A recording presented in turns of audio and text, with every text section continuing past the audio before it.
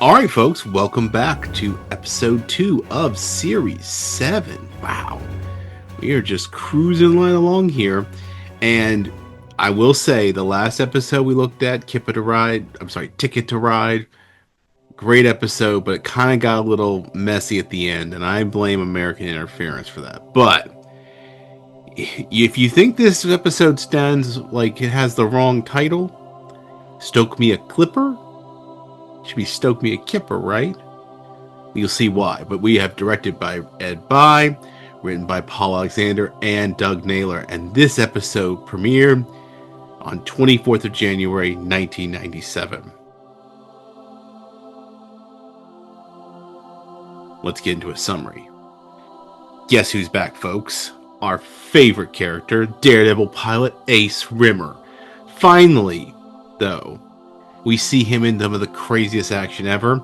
Unfortunately, he is fatally wounded after rescuing Princess Bongella, where he then has to find the nearest Rimmer, so he ends up traveling back to the dimension where Starbug is cruising along. His intention is to try and bring out the courage and the cowardly version of himself from the Red Dwarf we know, our Rimmer, and then recruit Arnold Rimmer to be his replacement after his death, apparently being part of a long chain of other Rimmers who've carried on the legacy of Ace Rimmer, interstellar space hero. Should be interesting. And it is. So let's get into the breakdown. So we open with this fun scene. We got this Nazi plane. All of a sudden, Ace Rimmer apparently has dislocated his shoulders and gotten out of the bondies. He then confronts him in the cockpit. He takes out one little skeezy guy. The main General Voorhees or something has a pet alligator. And he then sicks it on Ace, and where he's trying to rescue the princess. She's going to be shot at. He's on this plane. Everything's going crazy. He's wrestling with the alligator. The gun has gone out the door. He shot the pilot. The plane is going to be crazy. Now the bad guy is lighting a bomb. Like I said, total mayhem here. He then throws the bomb while he's wrestling with the alligator and jumps out with a parachute. Ace Rimmer jumps out after him. The bomb goes off, it blows up the plane. He doesn't have a parachute, but you know what he does? He literally surfs the sky on the back of an alligator. Crocodile, I don't know which one it is. I'm not getting into that. But then he surfs his way down onto the villain who's cockily thinking he's getting away. And then the alligator thing puts his mouth over him. Rimmer slides down, takes the parachute off. They fall. He then parachutes in as the plane explodes. So iconic. Actually, sorry, the plane exploded earlier, but everything's chaos. He then is coasting in on the parachute just in time to start shooting at the firing squad and save the princess. Eventually, he shoots all the firing squad, taking what probably should be many bullets. And then lands in a shed before he then bursts out on this super motorcycle, shoots the chains off the Princess Bongella and rescues her. He's already been shot in the chest and he complains about the ruining of his favorite shirt, rockets over a wall and away, lots of puns about sauerkraut and whatever else, does a bunch of skywriting, and even the German are impressed. Two of them have the alligator land on their head, and one more steps up and basically in German says, "What a guy." And now we cut to the opening credits. You see, Americans, this is how you do it. If you want to insert something in the story, don't tag on something weird at the end. Make a great pretense. Prologue. That stuff. So, once we go past the opening credits, we find Crichton following Lister down the hallway, trying to complain to him about what he's doing his thing, but he's going to basically get into a simulation to, I guess, release some stress, shall we call it. And interesting enough, this feels like a callback back to reality, because the simulator looks very much the same. They now appear, Lister as a knight and Crichton as his manservant, and he's going to go win a tournament by cheating. He arrives at the tournament to take on the king's best knight, and lo and behold, the king is none other than Brian Cox. Oh, what an amazing actor. But I will say, fun to see him in this role. It's absolutely funny. So he then challenges the knight. The knight says that he wants nothing in return. Lister says he wants to be, he apparently calling himself Lister of Smeg. Very fitting title. He wants to go with the Queen if he wins. Now, the Queen is actually played by Sarah Alexander, who I know best from Couplings. She's a fantastic actress. She accepts, and it's hard to tell whether she's kind of like, he won't win, so don't worry, or more likely, she's kind of like, this could play well for me. I've got an older king, and we'll find out more in just a second. But King's really not into it. He's like, can we talk about this? But the game's on. Crichton once again reminds Lister not to forget his cheat codes. He then is riding his steed against the other steed, and he uses his little steed cheat code as his first one. And the other knight's horse shrinks down. He then takes off his sword and cuts off the guy's head. So he's won. He claims his prize, a night and a day with the Queen, gonna walk to his tent. All of a sudden the king is like, well, you won't get very far. Apparently the Queen has a chastity belt. He's holding up a key. Lister uses the chastity cheat, and it just falls off. The tent is now a rocking when Lister sticks his head out to ask for whipped cream. Finally, we cut away. We cut over to Ace. He's in his ship, and he needs to jump to the nearest dimension. Cut back to the tent, and power is being knocked out. Something's happening. First of all, the characters appear, and Lister's dropped with his trousers down on the ground, and then they basically vanish out of the game, and apparently electrics are down. They go to the bridge. They've been caught in some sort of like wormhole dimensional. It's a dimensional vortex. Rimmer and Cat are trying to keep the bridge together, and Rimmer's like, hi. Rimmer then is like, something's coming through, and Rimmer's like, oh, please don't let it be that Ace one the last time. It is him. And Rimmer then proceeds to start banging his head on the console. Ace is all his charm on again. Rest of the crew are so happy to see him. He lands on board. They start catching up. Ace is out there, been saving the universe, and Rimmer is just like, cannot stand it, wants to roll his eyes in the back of the head. He hates it. He doesn't go down to meet him in the cargo bay. When they meet in the little crew area near the cockpit, Ace is going to retire, and he calls Rimmer to come with him, asks him to come with him. Rimmer initially refuses. Lister then convinces him to go. And of course, this is when Ace reveals to the other Rimmer that he's dying. His hard light drive has been critically damaged. Ace, of course, by admitting he's dying, he wants Rimmer to become the next Ace Rimmer.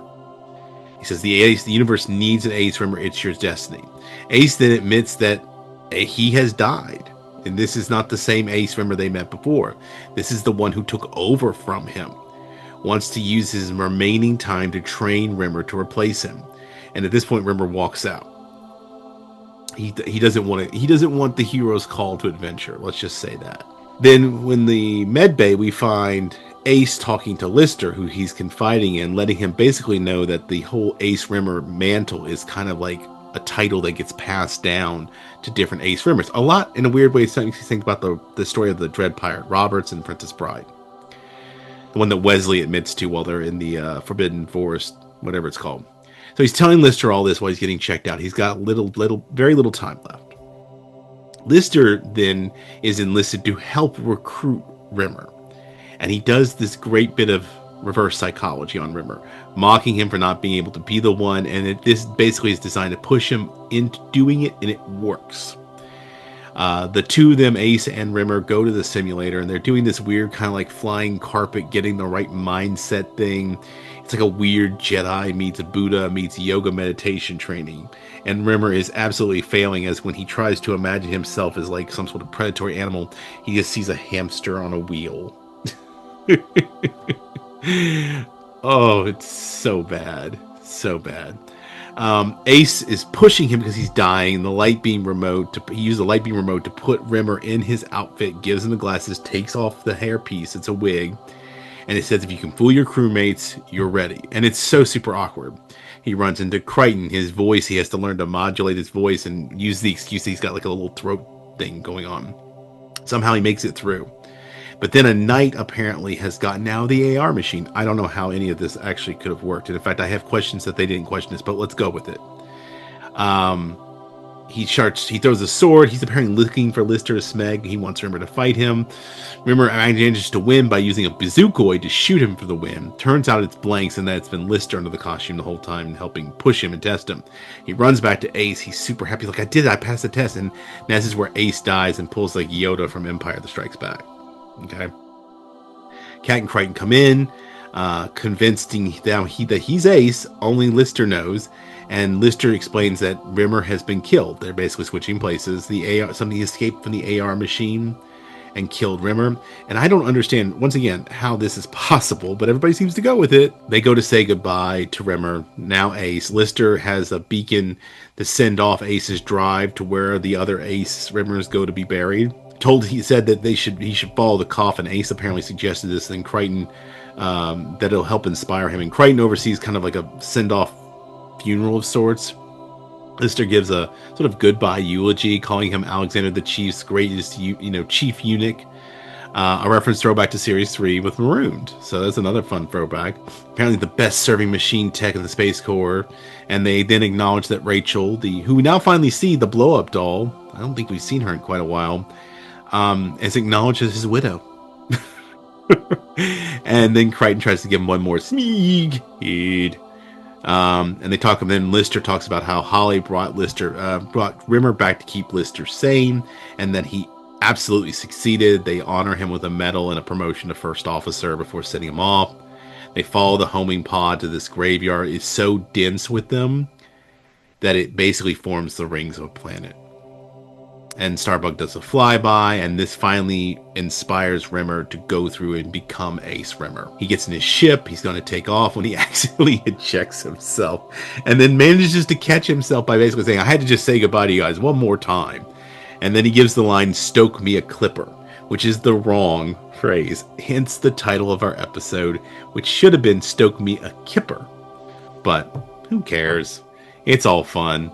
And now we part ways. And as we sort of hinted at the beginning of the series, this is one of Chris Berry's second of 4 appearances he'll make. He took time off in the series because of the hectic schedule of Series 6. But now he has parted ways with the cruise.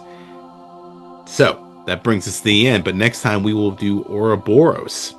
And we will also be joined by the return of Christine Kachansky, a new actress, Chloe Annette, but we will be getting that back. So something to look forward to. But in the meantime, like, subscribe, comment, share, all that fun stuff.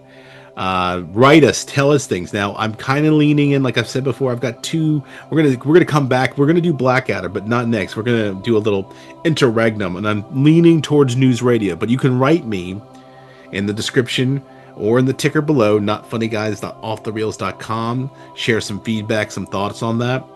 Let me know about the way we're formatting the episodes. I'm always willing to try out new things. We're trying to grow this channel. We're looking for feedback. This is an opportunity for you to give us input and, help mold the show for us. So we really appreciate that. So please write, tell us about all that fun stuff. In the meantime, you can also write and talk to us about any of our other products. We have 3. So if this is not your thing, YouTube, we primarily do television shows. But over on our main podcast, Not Funny Guys Presents Off the Reels, we talk about movies. We now have our Thanksgiving special out, Planes, Trains, and Automobiles. Check that out. And then we will be moving on to the Jurassic Park series, which will get interrupted eventually by our Christmas special, but that will take us into the new year. If that is not your flavor, we also have my other Not Funny Guys, Casey and Eric, do their podcast, Wrestling with the Horror Doll, where they talk about wrestling and horror films. And they're still going strong over there. I think I don't remember what day they release their episodes, but you should check that out as well. And if that's not your flavor, check out my podcast that I do with our Not Funny gal, Dr. Kristen. We do Not Funny Guys Presents Thinking About Thinking, where we get into all kinds of topics and discussions, teaching, research, academic, AI, culture, writing, the like. A little bit shorter format, but it's a nice little discussion podcast. We trade places, and we just talk about stuff, and it's fun.